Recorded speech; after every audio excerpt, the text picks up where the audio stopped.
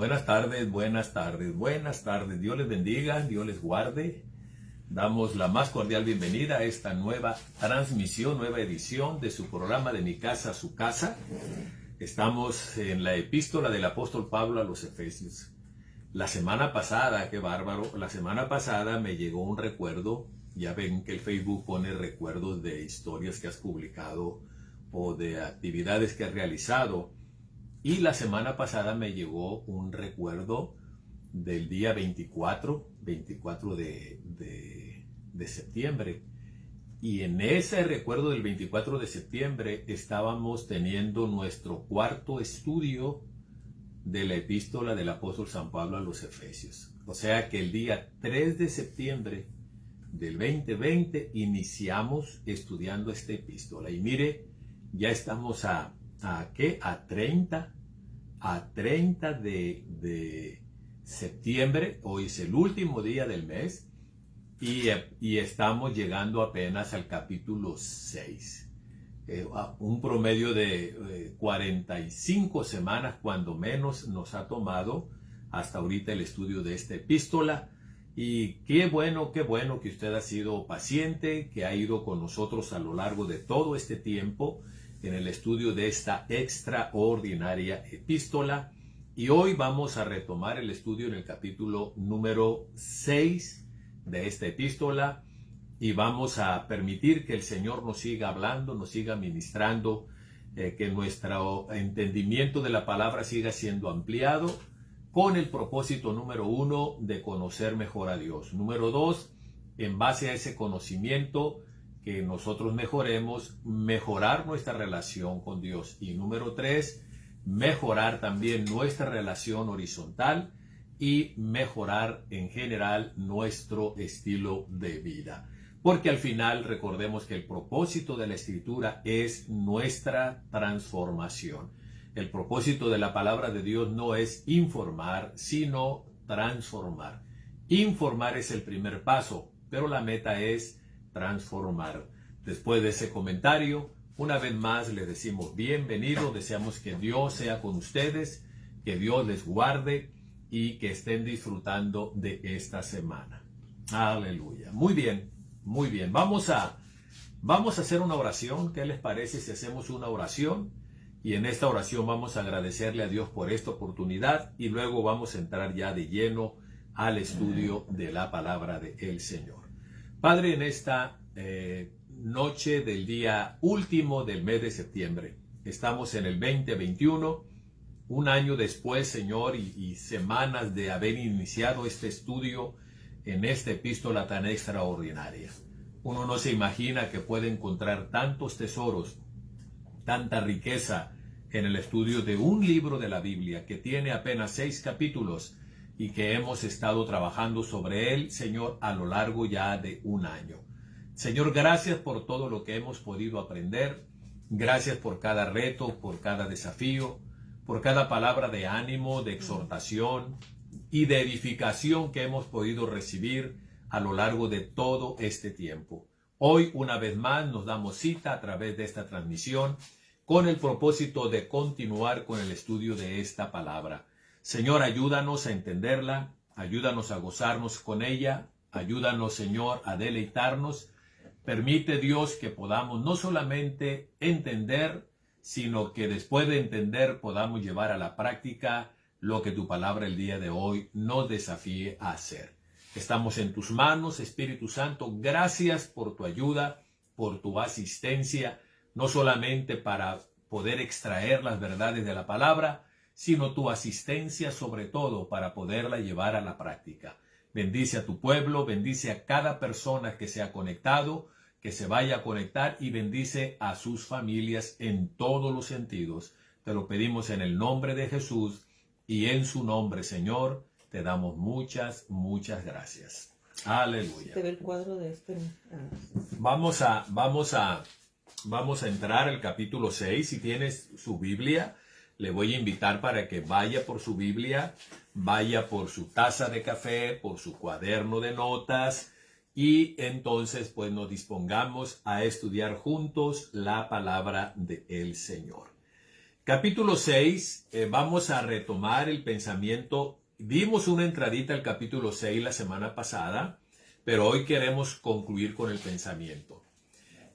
Todo esto que vamos a estudiar ahorita es lo que Pablo habla como evidencias de una vida llena del Espíritu Santo. Capítulo 5, verso 18, lo hemos convertido de alguna forma en la parte central de la segunda mitad de esta epístola, de lo que es la parte práctica, la parte que nos enseña cómo se mira la vida cristiana por fuera.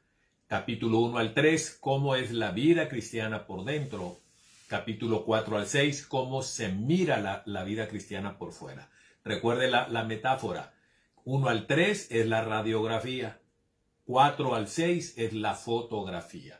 Y la parte central de lo que viene siendo la fotografía, cómo luce el cristiano por fuera, la parte central es el capítulo 5, el verso 18, donde nos habla de la imperiosa necesidad del mandato, el imperativo de ser llenos del Espíritu Santo constantemente. La evidencia de una vida llena del Espíritu Santo, Pablo dice, número 1, es una vida que se distingue por ser una vida de adoración y de alabanza. Número 2, es una vida que se distingue por ser una vida que rebosa de agradecimiento. Ya Pablo lo dice en Romanos capítulo número 1, que el gran pecado de la humanidad es que, habiendo conocido a Dios, no le glorificó como a Dios ni le dio gracias. Así es que una característica de una correcta relación con Dios es una vida que se define, una vida que tiene este distintivo de ser una vida agradecida, una persona que agradece. Y número 3, la tercera característica es un sometimiento mutuo. Al interior del cuerpo de Cristo, Pablo dice en el versículo 21, someteos unos a otros en el temor del Señor. O, como dice otra versión, sométanse unos a otros y de esa manera reverencien y honren el nombre del Señor.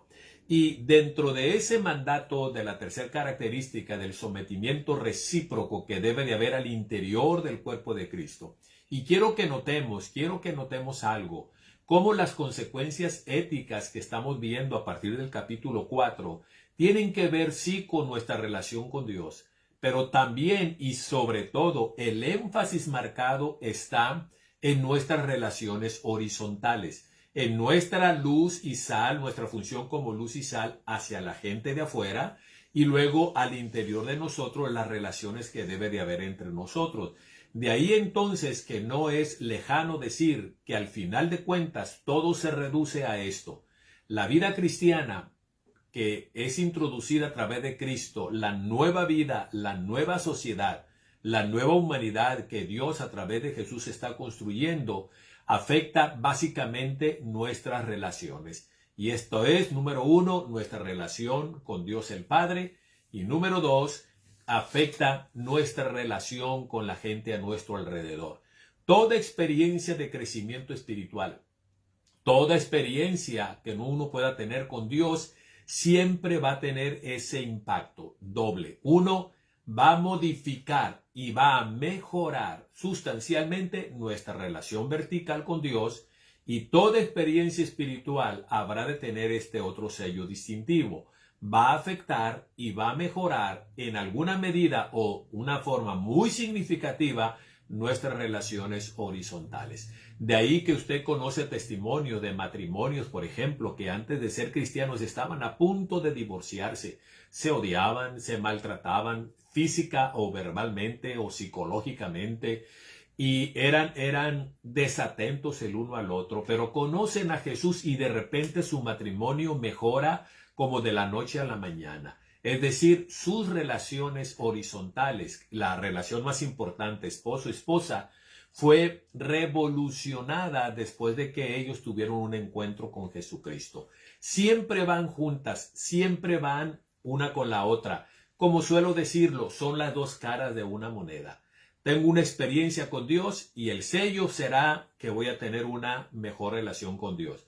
Y el águila o la otra parte de la moneda va a ser que esa experiencia va a mejorar mis relaciones horizontales. Después de dicho eso, vamos a continuar entonces con el capítulo 6. En el capítulo 5, del verso 22 en lo adelante, el apóstol Pablo, hasta el versículo 33 del capítulo 5, habla de cómo debe de funcionar las relaciones al interior del matrimonio. Y es notable que Pablo empieza hablando del matrimonio, porque la clave de una familia saludable es un matrimonio saludable. Un matrimonio que no funciona bien va a tener como resultado lógico, natural e inevitable que la familia no funcione bien. El mejor regalo que le podemos dar a nuestros hijos, a nuestros nietos, los que los tenemos por gracia de Dios, es ser un matrimonio que funcionemos bien. Y nada va a ser más desalentador, más traumático y más frustrante, más desconsolador para nuestros hijos que ver que sus papás no funcionan bien como matrimonio. Y Pablo concluye en el verso 33 diciendo, el fin de todo lo que he dicho arriba es esto: hombres, amen a sus mujeres como a ustedes mismos, y mujeres, respeten a su marido. Y en esas dos sentencias se resume cuál es la forma en que se supone que debemos de funcionar al interior del matrimonio. ¿Por qué amor y respeto? Porque los expertos dicen que la más grande necesidad de la mujer es sentirse amada. Sentirse amada. Y eso va mucho más allá de que yo como esposo le diga a mi esposa te amo. Ella, aunque yo se lo diga, le sirve, le ayuda. Lo que a ella más le motivará será que se sienta amada. No es que yo se los diga a otras personas cuando me lo pregunten, sino que ella, cuando le pregunten, ¿tú sientes que tu esposo te ama? Que ella pueda decir así espontánea y rápidamente, sí, se siente amada. Y la mayor necesidad emocional de un hombre, de un esposo, es sentirse valorado y sentirse respetado en su casa. No vamos a ahondar mucho en este punto, solamente estamos viendo aspectos generales, pero yo les comenté, ¿verdad?, que nosotros dedicamos varias sesiones con las parejas de aquí de Café hablando sobre estos dos aspectos. Luego entramos al capítulo 6. Después de que Pablo establece cuál es el rol del hombre, del esposo, cuál es el rol de la esposa, el hombre es la cabeza, la mujer está sometida al marido y todo lo que ya hablamos. Si usted quiere recordar toda esa información, lo remito al video de la semana pasada. Luego entramos al capítulo 6, donde Pablo nos aborda ahora el tema de cómo deben de funcionar las relaciones entre padres e hijos. Ese es el segundo punto. Y repito, aquí se está hablando en respuesta al versículo 21 que dice, someteos los unos a los otros. Hay otra línea de sometimiento. Y ahora Pablo se dirige en el verso 1 del capítulo 6 a los hijos. Y le dice a los hijos lo siguiente, o nos dice a los hijos lo siguiente. Porque yo no dejo de ser hijo, hermana Becky, dijimos la semana pasada, hasta que yo me muera. No cuando mis papás mueren.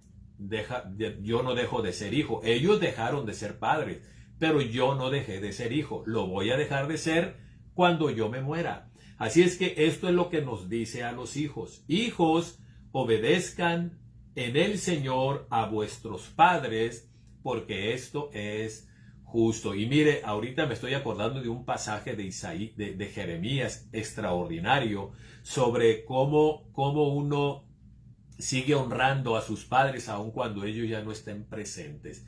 Incluso cuando han pasado una o dos generaciones, hablando de los abuelos o de los bisabuelos, etcétera, etcétera. Pero no se preocupen, me voy a aguantar la tentación.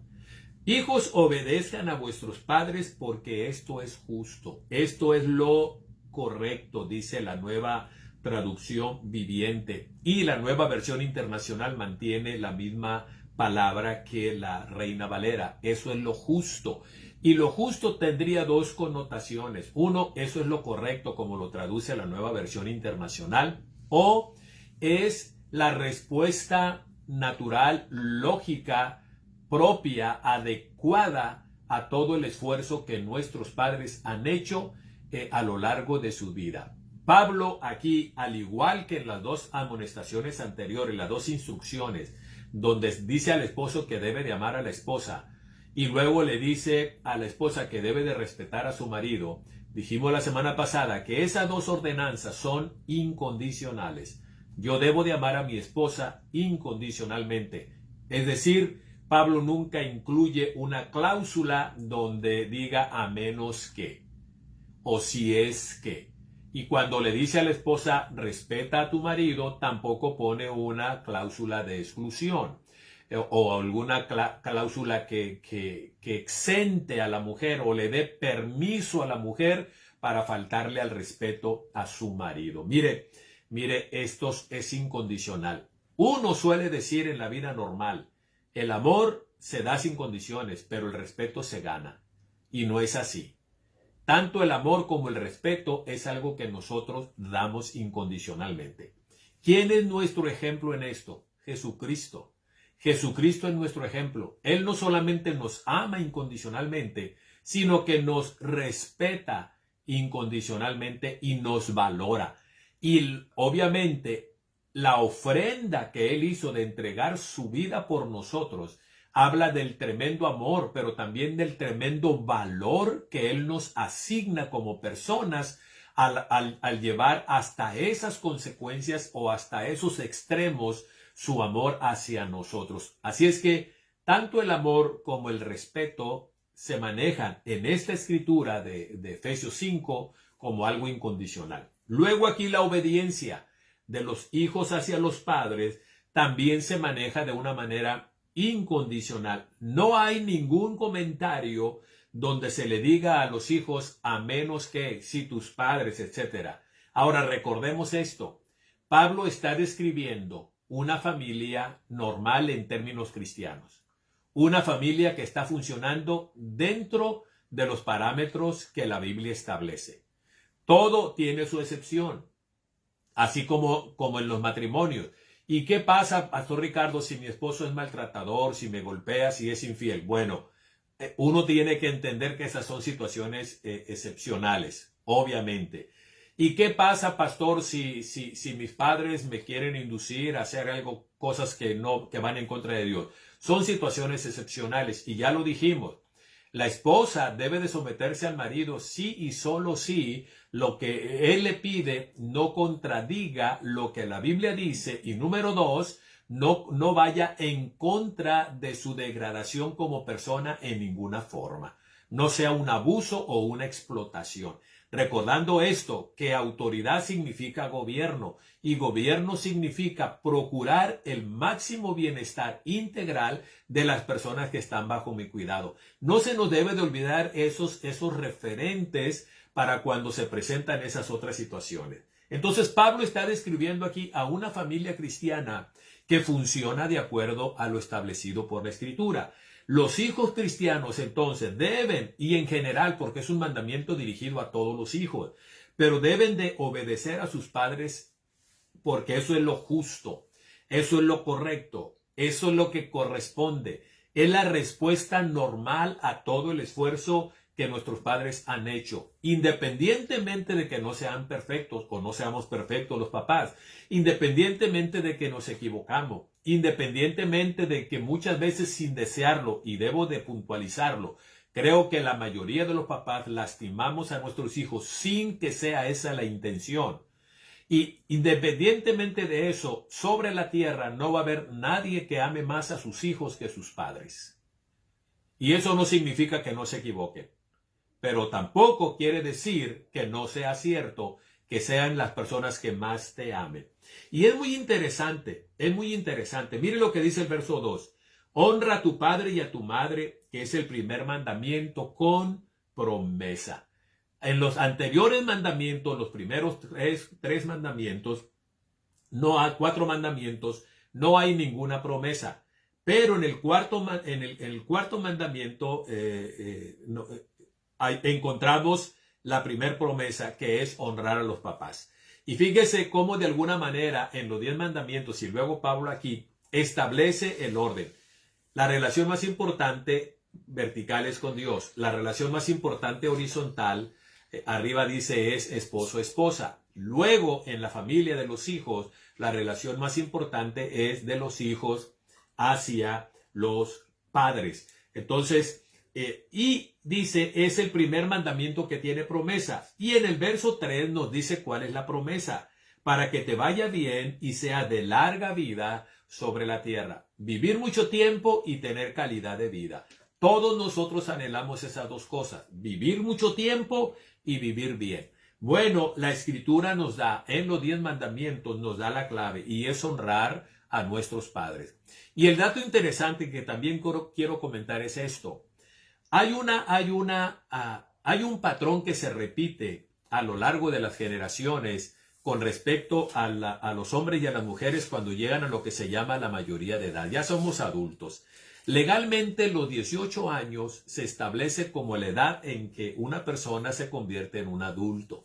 Y luego entonces cuando ya llegan a esos dorados 18 o anhelados 18 años, nuestros hijos son muy dados a decir o a respondernos cuando como padres queremos ejercer todavía disciplina o dirección. Son muy dados a decir, es que ya soy mayor de edad y yo ya soy responsable de mi vida. Y en este sentido lo que quiero destacar es esto. Hay dos relaciones que son puestas en jaque y a veces en mate cuando nuestros hijos o el hombre y la mujer llegan a la famosa mayoría de edad. Y es precisamente su relación con Dios y su relación con los padres. Es decir, yo ya soy grande y puedo hacer lo que quiera. Y esa expresión, puedo hacer lo que quiera, tiene una connotación muy normal. Es decir, ya no me vas a decir tú qué voy a hacer. Y la otra connotación es, ya no me va a decir Dios qué es lo que yo voy a hacer. Por eso es que el fenómeno en la iglesia, en los últimos 10 años, 15 años, es que cuando nuestros hijos llegan a la universidad, ¿y a qué edad llegan a la universidad, hermana Becky? A los 17, 18 años. Cuando ya son considerados legalmente adultos. Y la estadística dice que es a esa edad, cuando llegan al college, al colegio o a la universidad, diríamos allá en México, es cuando nuestros hijos salen de la iglesia. El altísimo porcentaje, un altísimo porcentaje de nuestros hijos cristianos que crecieron en la iglesia, cuando llegan a la universidad, abandonan la iglesia y una mínima porción de ellos van a regresar a la iglesia. Son estadísticas alarmantes. ¿Por qué saco esto a colación? Saco esto a colación por esto. Cuando llegamos a la mayoría de edad, interesantemente, en esa mayoría de edad, donde ya tengo libertad para decidir y tengo derecho de escoger qué rumbo darle a mi vida, invariablemente las dos relaciones que más se ven afectadas son nuestra relación con Dios y nuestra relación con los padres. Y es bien interesante. Porque Dios ha amado a esa persona hasta los 18 años como nadie más. Ha crecido en la iglesia, ha visto cómo Dios les ha sustentado, cómo Dios ha bendecido su familia, el matrimonio de sus papás, etcétera, etcétera. Y han visto cómo sus papás se han esforzado, estamos hablando de una familia cristiana normal, cómo sus papás se han esforzado por darle lo mejor. Ya terminó la primaria, terminó la secundaria, terminó la prepa, está listo para ir a la universidad, y los que se han sobado el lomo, como se dice vulgarmente, son papá y mamá, los que se han desvelado, los que han estado ahí preparando la comida que no le falte, comprando los útiles, son papá y mamá. Llegan a la universidad y entonces amplían su mundo de relaciones, y todo eso entiendo que es normal, es parte del proceso de crecer. Pero de repente, fíjate bien, quienes se han dedicado a los hijos son los papás y Dios, a cuidarlos, a guiarlos, a bendecirlos, a protegerlos. Papás y Dios. Cuando llegan a la edad adulta, ahora cambian esa relación de ser prioritaria. Ahora la relación prioritaria son sus iguales, sus compañeros en la universidad, en la escuela, o sus compañeros en el trabajo, si es que ya no están en la escuela, pero a la edad de 18 años se integran a la planta laboral. Bueno sería, ¿verdad? Porque ahora tenemos jovencitos de 20, 22, 23, 24, 25 años y algunos más grandes que todavía están comiendo de papá y mamá, chupando la sangre. Bueno, pero ese es otro comentario. Pero, repito, es bien interesante. Y cuando yo oficio una quinceañera, suelo decirle esto a las jovencitas. Les digo, miren, hasta ahorita ustedes han caminado por el amor de sus padres que les han cuidado y el cuidado de Dios sobre ustedes y sobre su familia. No hagan una injusticia que ahora, porque ya llegaron a esta edad, estoy hablando de los 15 años, y luego después a los 18 años, es increíble que a partir de esa edad, quien tiene más peso, una voz de autoridad más grande sobre la vida de nuestros hijos, ya no son nuestros padres, ya no es Dios, son sus iguales. Y de repente se acerca un jovencito a nuestra hija y la corteja, y eso es normal. Yo cortejé a mi esposa cuando estábamos muy jóvenes. Yo tenía 19 años, Becky tenía 17 años, y es normal cortejar, etcétera, etcétera. Uno no se escandaliza por eso.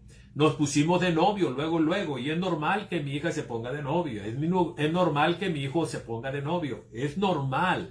Pero luego, ya sea mi hijo le pide una prueba de amor, o el novio de mi hija le pide una prueba de amor. Ella creció en un ambiente cristiano, conoce cuál es la disposición de Dios al respecto de la pureza sexual, conoce cuál es el deseo de sus padres de que se guarde hasta el matrimonio, porque es lo que la Biblia enseña, y eso es lo mejor. Y esas restricciones, esos límites están puestos para su seguridad y para su protección.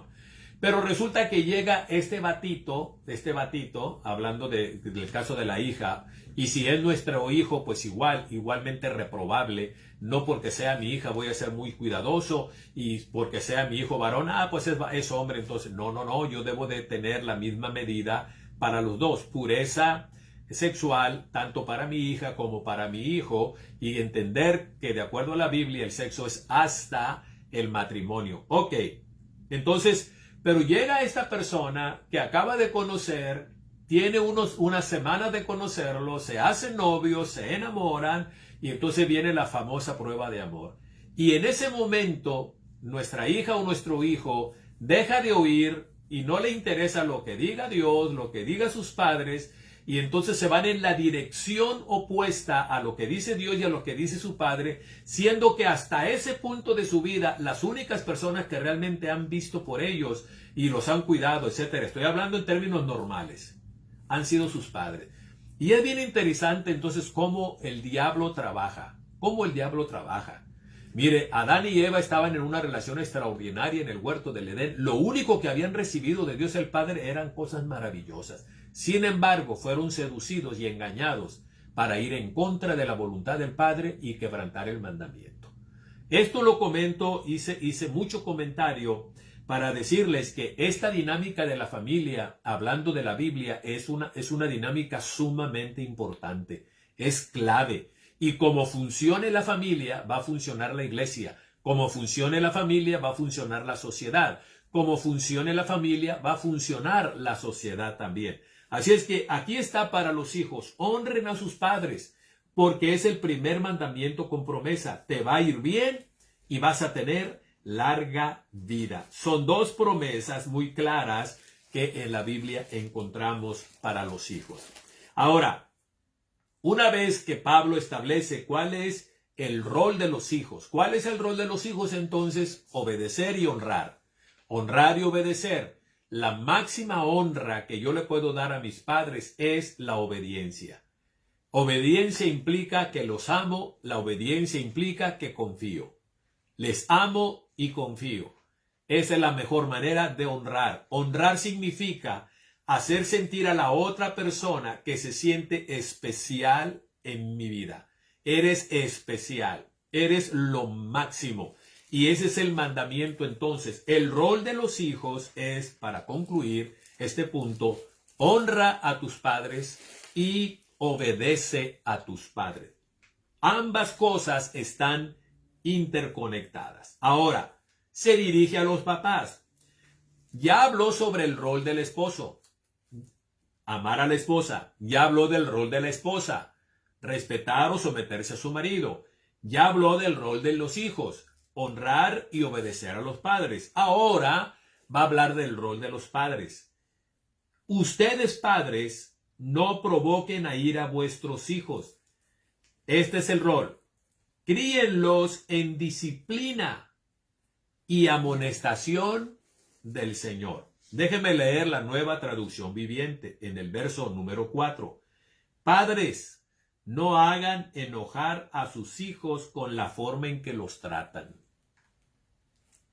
Más bien, críenlos con la disciplina e instrucción que proviene de Dios. La Nueva Versión Internacional dice, y ustedes, padres, no hagan enojar a sus hijos, sino críenlos según la disciplina e instrucción de el Señor. Entonces aquí hay una indicación negativa de lo que no debemos hacer, es no provocar a ira a nuestros hijos. Y yo preguntaría, ¿qué significará? ¿En qué está pensando Pablo cuando dice no provoquen a ira a vuestros hijos? ¿A qué se referirá? No hacer que se enojen. ¿Qué tipo de conductas tendrá en mente Pablo cuando dice esto? Pablo, hasta donde sabemos, no tenía hijos. Se supone que estuvo casado. Para este tiempo lo más probable es que era viudo. No tenía hijos, pero está dando una instrucción a los padres. Pero aunque no tuvo hijos, él fue hijo. Y yo pudiera contestarte esta pregunta con otra pregunta. ¿Qué cosas hacían tus padres que te hacían molestar, que te hacían sacar de onda? Que te hacían sentir que no estaban haciendo lo correcto como padres. ¿Qué querrá decir Pablo? Y yo pudiera preguntarle ahorita que está aquí mi esposa, la hermana Becky, ¿a qué se referirá Pablo cuando dice padres no hagan enojar a sus hijos? ¿A qué se referirá? Se refiere a una serie de comportamientos que a veces nosotros tenemos como padres en aras de ser a los ojos de nuestros hijos sus mejores amigos. Mire, hay algo que yo he dicho muchas veces en conferencias y lo he dicho personalmente a padres de familia. Los padres somos padres de nuestros hijos. Las madres son madres. Nuestros hijos necesitan que nosotros seamos padres y madres de ellos. Ellos no necesitan que papá y mamá sean sus amigos, necesitan que sean sus padres. Una cosa es decir eso, y lo reitero. Yo debo de ser padre para mis hijos, no amigo. Mi esposa debe de ser madre para sus hijas, no amiga. Pero déjeme hacer esta aclaración. Porque yo me imagino que algunos ya arrugaron, levantaron las cejas y dijeron de qué está hablando el pastor Ricardo. Debo de ser padre. Mis hijos necesitan que yo, Ricardo, mis 3 hijos necesitan que yo sea padre. Y ellos ya están grandes, pero igual necesitan que yo siga funcionando como padre. No amigo. ¿Por qué relación? Déjenme decirlo número 1, ¿por qué no? Porque la relación de amigo es una relación entre iguales. Una relación de amigos es una relación entre iguales. Y mi hijo y yo no somos iguales. Hay una línea de autoridad arriba.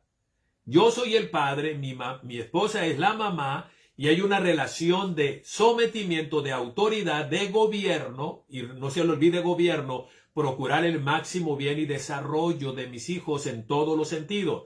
Y esto ya te da una pista de cuando yo provoco a ir a mi hijo. Cuando incumplo en eso de darle todo lo que él necesita para funcionar bien. Ser un padre ausente, ahí les va hombres, ser un padre ausente, eso es hacer enojar a nuestros hijos, eso es maltratar a nuestros hijos psicológicamente. Alguien ha definido la sociedad norteamericana como una sociedad donde el padre se distingue por ser una figura ausente. Y no se refiere a padres muertos o esposas divorciadas, que es un número de familias que tienen la ausencia del padre. Además del otro fenómeno social de el montonal de madres solteras que existen en Estados Unidos, en Norteamérica, y que ese número cada vez se va multiplicando año con año. El montón de mamás solteras que resultan, del montón de mujeres, de adolescentes que quedan embarazadas sin estar casadas. Ok, eso es por un lado, pero por otro lado, los padres ausentes, aunque están ahí, está la esposa, está el esposo, está papá, está mamá y están los hijos, pero la figura del padre se caracteriza por ser una figura ausente. No está ahí. Una manera entonces de provocar a ir a nuestros hijos es precisamente eso. No entender que hay una relación de autoridad de parte de los padres hacia los hijos, de gobierno. Y no se le olvide, gobierno es yo procuro el mayor bien posible sobre las personas que están bajo mi cuidado. Yo provoco a ir a mis hijos cuando ellos se dan cuenta que no estoy procurando el mayor bien para sus vidas en todos los sentidos. Cuando soy mezquino en mi tiempo, soy mezquino en mis afectos, soy mezquino en proveerles en todos los sentidos. No participo en la vida de ellos. Soy inconstante. De repente, en un arranque de ira, pongo un límite y castigo y disciplino. No disciplino, corrijo, castigo y maltrato. Y sobre un límite que yo no había establecido, etcétera, etcétera. Y entonces yo provoco a ir a mis hijos. Ahorita lo castigo, lo maltrato por algo que hizo, pero después lo vuelve a hacer. Y entonces me da la misma. Todas esas inconsistencias en mi forma de tratarlo y de educarlo se convierten en elementos de confusión y en elementos que al final despiertan la ira y el coraje de sus hijos. Usted puede imaginar y pudiéramos hacer todo un diálogo sobre esto, pero la dinámica que hoy tenemos no nos lo permite. Pero entonces, ¿por qué no debe de ser su amigo los papás? Porque amigo significa una relación de iguales. Y déjeme hacer este otro comentario.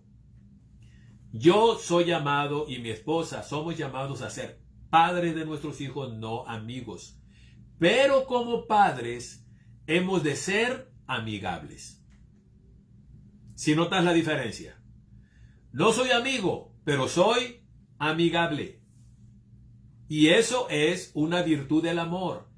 Dios y yo no somos amigos en el sentido de que somos iguales. Sería una locura pensar que Dios y yo somos iguales.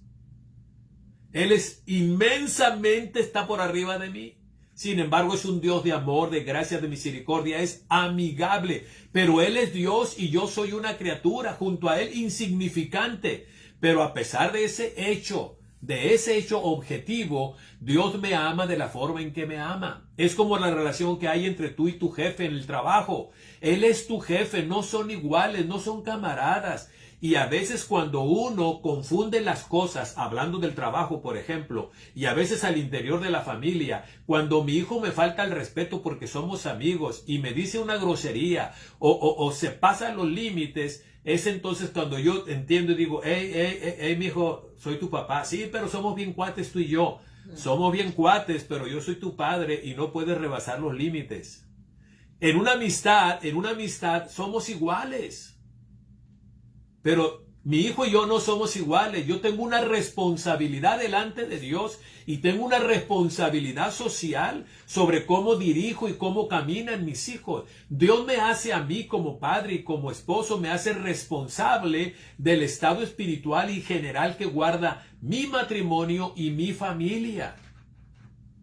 Es muy importante. Yo soy el líder, yo soy el pastor, yo soy el sacerdote de mi casa. Entonces es muy importante que nosotros no olvidemos eso.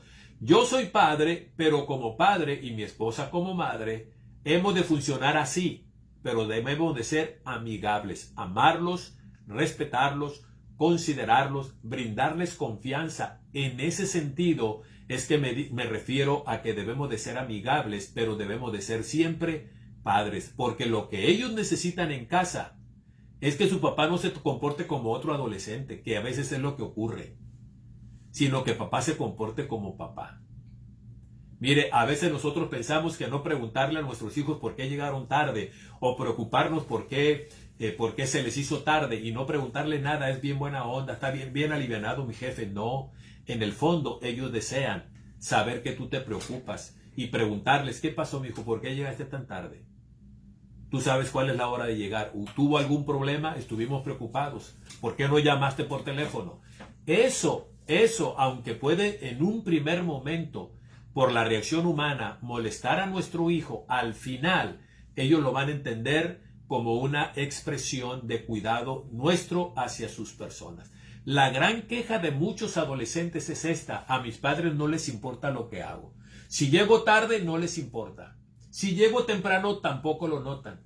Ni me llaman la atención porque llego tarde y no hacen ningún comentario, no hacen ninguna pregunta, no me llaman, no me procuran. Y si llego temprano, tampoco me dicen, hijo, qué bueno que llegaste. Sencillamente, para mis padres paso inadvertido. Así es que pudiéramos gastar mucho tiempo aquí. Pero el punto que quiero hacer aquí es, padres número uno, no provoquen a ira a sus hijos.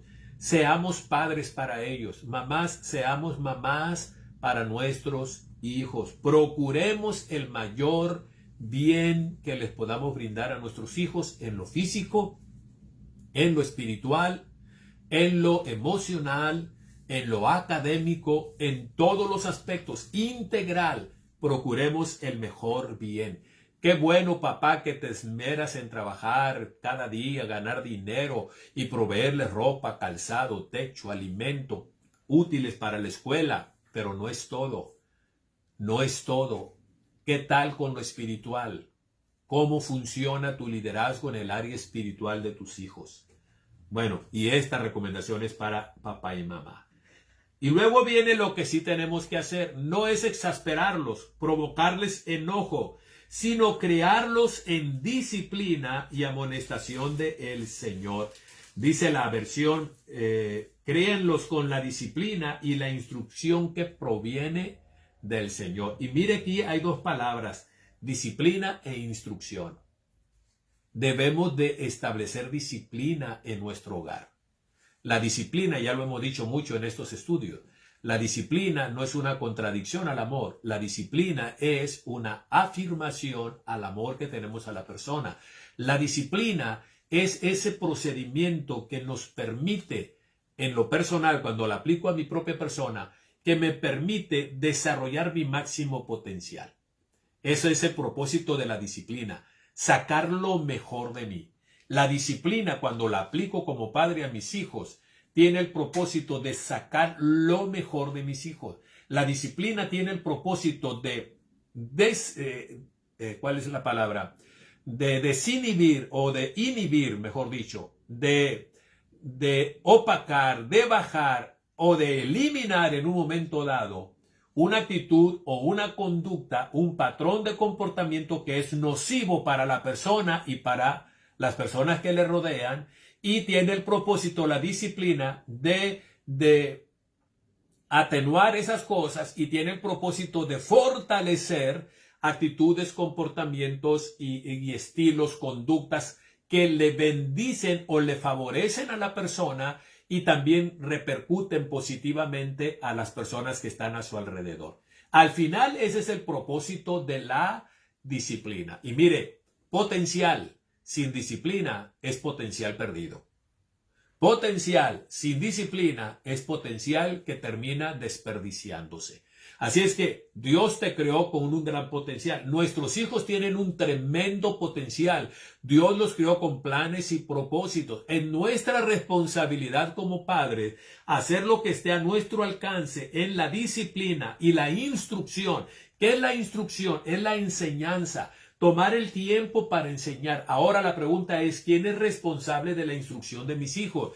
¿Quién le va a enseñar a mis hijos sobre la vida? ¿Cómo funciona? ¿Cómo debe de ser? ¿Cómo funciona un hombre? ¿Cómo funciona una mujer en las diferentes esferas y en las diferentes relaciones? ¿Quién debe de enseñar eso a nuestros hijos? ¿Quién le debe de dar esa instrucción? No es la escuela pública, no es el gobierno. Y a veces uno reclama mucho al gobierno y le pide mucho al gobierno de que no hay buenos maestros, de que no hay buenas escuelas. Y obviamente debemos de procurar que tengamos las mejores escuelas y los mejores maestros. Pero no debemos de olvidar, que la instrucción para nuestros hijos, la Biblia no la descarga sobre el gobierno. La autoridad o la responsabilidad está cargada sobre los padres. Somos nosotros, papá y mamá, los que debemos de dar la instrucción, la información sobre cómo han de ser las cosas. Y debe de ser una información basada en las Sagradas Escrituras. Y la pregunta aquí entonces, ¿cómo estoy yo como padre, como madre, en cuanto a estar versado en las Escrituras? No es la tarea de la iglesia tampoco, papá y mamá. No es la iglesia la que va a darle la instrucción a tus hijos, que les va a enseñar cómo funciona la vida. No son los maestros de la escuela dominical. La iglesia, el pastor, los maestros, las maestras, los líderes de los jóvenes, estamos ahí como una bendición para las familias que vamos a colaborar en la tarea que les toca a ustedes como padres. Pero no es la responsabilidad del papá. Pastor, por favor, dígale a mi hijo. Ya le dijo usted, no es que me da miedo. Ok, dígale usted, yo soy muy directo, dígale usted, hable con él, confróntelo con él o con ella, y después de que lo haga, y dependiendo de cómo responda, me viene a hablar a mí, y si entonces no tiene la respuesta que usted esperaba, yo puedo ayudarle. Pero si usted no está dispuesto a hablar sobre el tema con su hijo, yo no voy a hablar del tema con su hijo. Ore, pastor, ore por mi hijo, anda perdido. Voy a orar el doble del tiempo que tú oras por tu hijo cada día. Dime, ¿cuánto tiempo oras al día? La respuesta de un padre fue agachar la cabeza. Ok, le dije, pues yo voy a hablar el doble. ¿Y cuánto oras? ¿Cero por 2? ¿Cuánto es, hermana Becky? 0. 0 por 2 es 0. Voy a orar 0. Hasta que tú empieces a orar, yo voy a empezar a orar. Agarró la onda. Y luego me dijo, pastor, gracias, ya estoy orando. Y ya le dije, te mantengo la oferta. ¿Cuánto está orando? No, pastor, ore usted nada más por mi hijo y gracias. ¿Te das cuenta?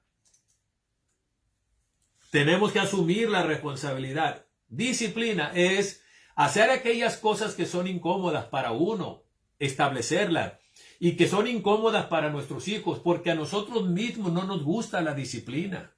Lo que yo ahorita estoy hablando tiene que ver con disciplina. Padre, deja de hacer esto y hay que hacer lo otro. Esposa, mamá, deja de hacer esto y hay que hacer esto otro como se debe. Eso es disciplina y a todos nos cae mal, a todos nos incomoda la disciplina. Que la disciplina nos dice esto, hey, estás haciendo las cosas mal.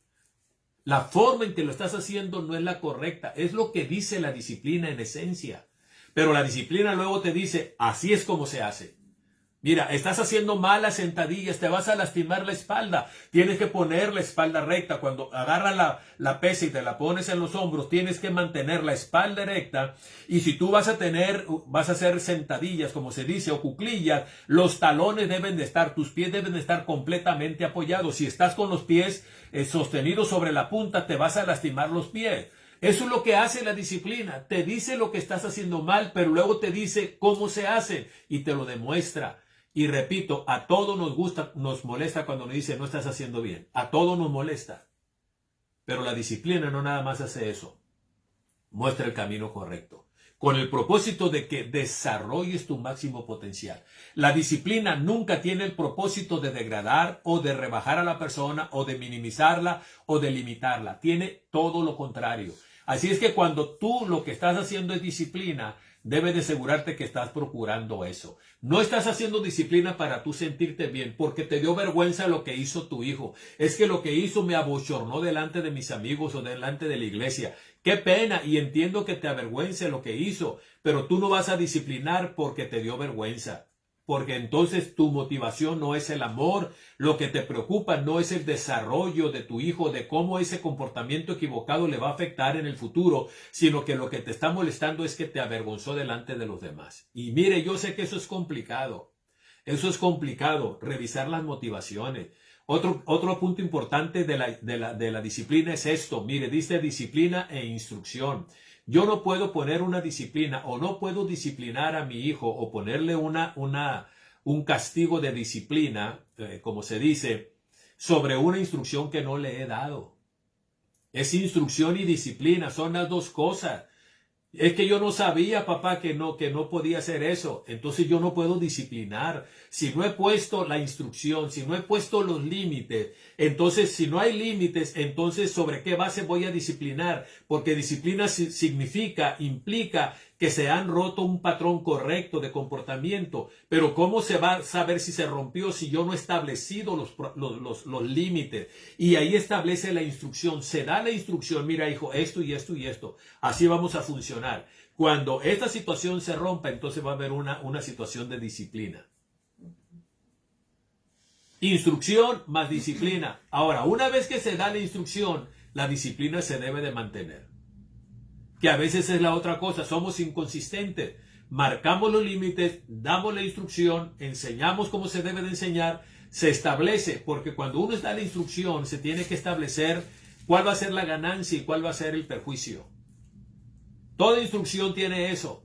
Hay una ganancia en seguir la instrucción y hay un perjuicio en no seguirla. Hay una utilidad y hay una pérdida. Hay una ganancia y hay una pérdida. Y uno tiene que establecerla. Yo no debo disciplinar a mi hijo sobre algo que no hemos hablado, no hemos instruido, sobre algo que no hemos puesto los límites. Pero una vez que lo hago, yo debo de ser consistente en aplicar la disciplina, que una infracción X o Z, después de dada la instrucción,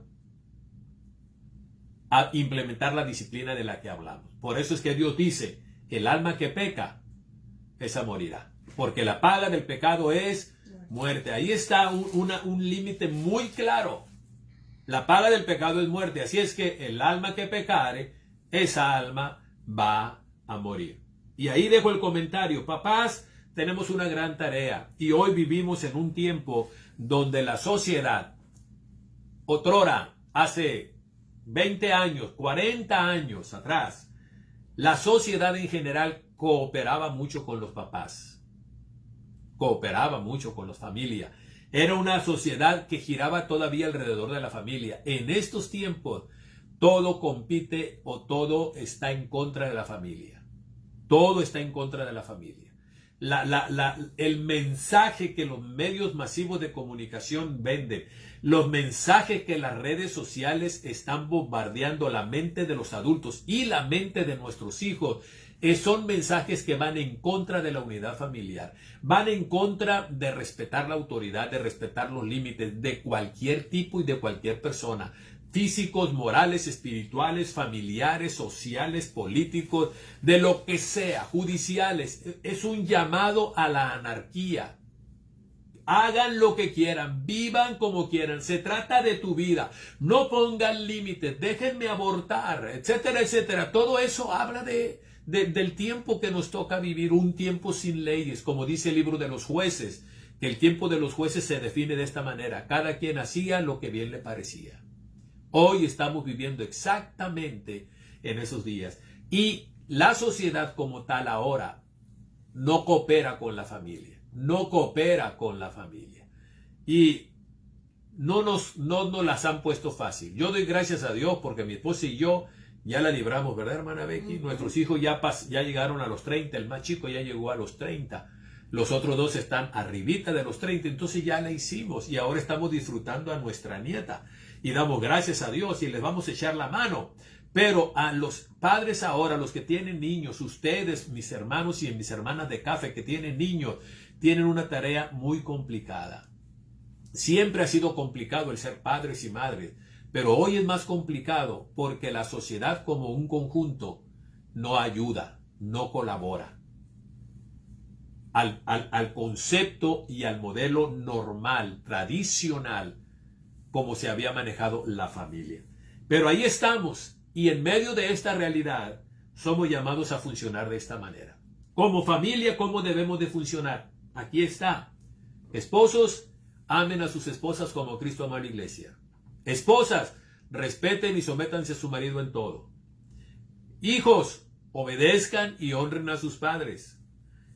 Padres, no exasperen a sus hijos y críenlos en la disciplina y en la instrucción del Señor. Esos roles no cambian. Cambia la sociedad, cambia la forma en que la sociedad define el matrimonio y la familia, y de eso sabemos mucho. Pero la Biblia para el cristiano sigue siendo la norma de fe y la regla de conducta y comportamiento. ¿Cómo debemos de funcionar como cristianos, como hogares cristianos? Aquí está. Efesios capítulo 5, verso 21 al 6, versículo 4. Ahora, para concluir, ¿cómo se da aquí el someternos mutuamente? ¿Cómo es que funciona el someternos mutuamente, esposo, esposa, padres, hijos, hijos, padres, hermanos, hermanos? aunque no se habla de hermanos aquí. ¿Cómo se da el someternos unos a otros? Déjeme plantearlo de esta manera. Últimamente yo he estado hablando sobre matrimonio y he estado hablando un tema que ha estado martillando mucho mi mente y es el matrimonio y la familia como un equipo. ¿Dónde se ve el sometimiento mutuo en estos roles de esposo, esposa, hijos, padres? ¿Dónde se ve el sometimiento mutuo? En esto. El esposo asuma su rol y deje que su esposa asuma su rol. Esposa, asume tu rol y respeta el rol que le toca a tu esposo. No quieras hacer lo que le toca a tu esposo. Esposo, no quieras hacer lo que le toca a tu esposa. Ahí está el sometimiento mutuo. Hijos, hagan la parte que les toca. Respeten el rol que Dios les ha asignado. No traten de ser los papás. Hay veces que cuando el papá está ausente, alguno de los hijos quiere hacer la función de padre. Quiere hacer la función del esposo. Y eso es un mecanismo psicológico muy interesante, pero también muy peligroso y muy perjudicial. La mamá que queda viuda, el hijo mayor empieza a funcionar como padre y el hijo mayor empieza a funcionar como el esposo, haciendo la figura del esposo de su mamá que quedó viuda. Hijos, no jueguen el rol que no les toca, respeten el rol que Dios le asignó a papá y a mamá. Y padres, no jueguen el rol de hijos. No quieran ser iguales con ellos, no quieran ser camaradas de ellos en el sentido que ya explicamos ahorita. Y cuando todos respetamos el rol que nos toca y jugamos el papel que nos toca jugar y respetamos a la otra persona en el papel que tiene que realizar, entonces existe el sometimiento mutuo. Cuando la esposa, cuando la mamá contraviene una disposición de papá, ahí está jugando, está violando el principio del sometimiento mutuo. Papá es la cabeza, ya dio una indicación. Entonces, pero luego viene mamá, a veces es porque no conoce, vamos a poner ese atenuante. Entonces, pero mínimo debe de preguntarle a tu hijo, ¿ya hablaste con tu papá? ¿Ya le pediste permiso a tu papá?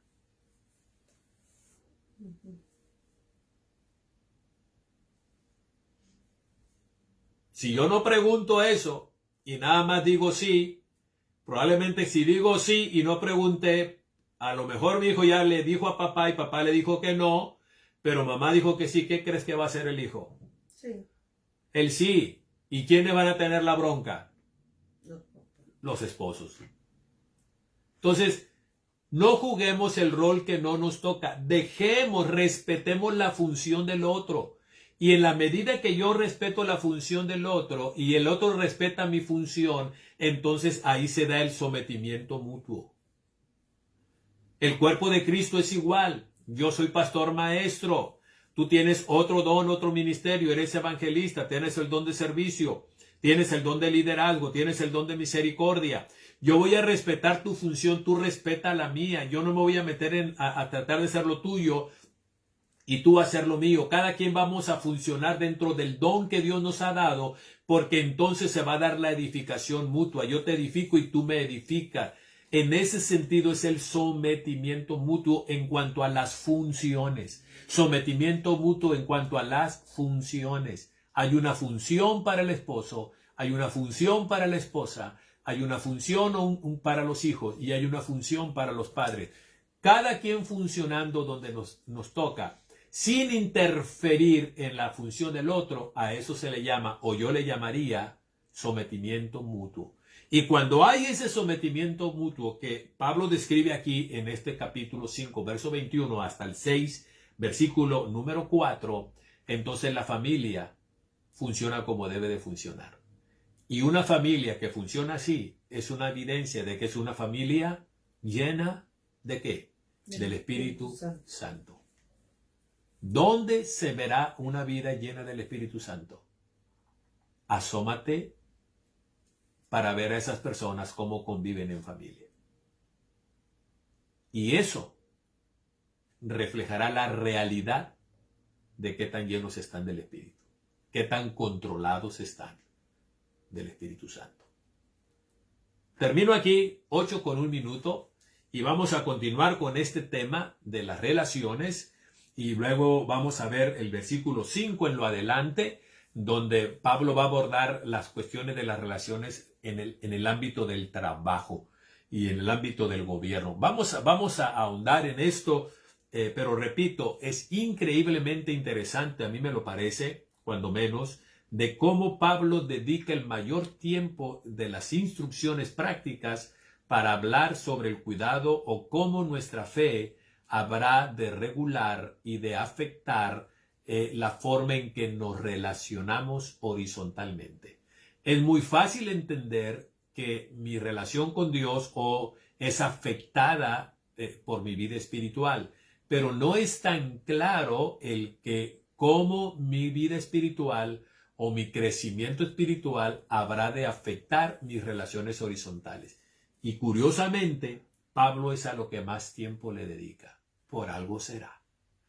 Dios les bendiga, Dios les guarde. Qué bueno que hoy nos volvieron a acompañar en esta transmisión. Deseo que tengan una excelente noche o excelente día a la hora que nos hayan de ver y de escuchar. Y con el favor de Dios quedan invitados para el próximo jueves a la misma hora, donde estaremos abordando el capítulo 6 del verso 5 en lo adelante de esta maravillosa epístola. Que estén bien, Dios les bendiga. Son los deseos de su pastor Ricardo Salazar y de mi esposa Rebeca. Dios les bendiga, Dios les guarde. Amén.